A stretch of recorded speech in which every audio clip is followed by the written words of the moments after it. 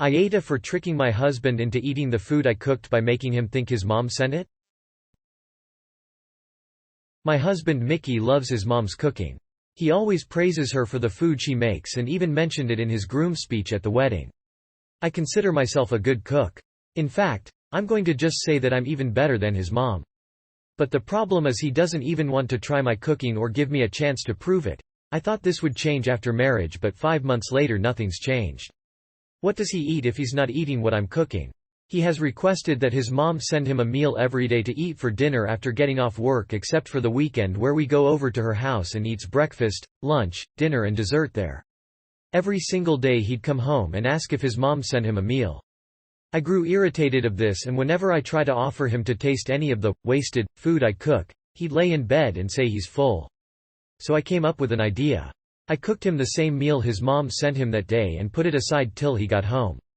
He asked if his mom sent a meal for dinner and I said yes and served him my own version of the meal, not hers. He didn't notice anything different. He ate the whole thing with no hesitation while I sat across from him asking him questions about how good the meal was. He went on and on praising it, saying how perfect, exceptional it was, and how it was just what he needed after a long day at work. I smiled and said, "You're welcome." He froze and looked at me for a minute. Looked down at the plate, then back at me and said, "Wait, you made this, didn't you?" I said, "With my own hand and from scratch." His face suddenly went red and he got upset and said that this was not cool.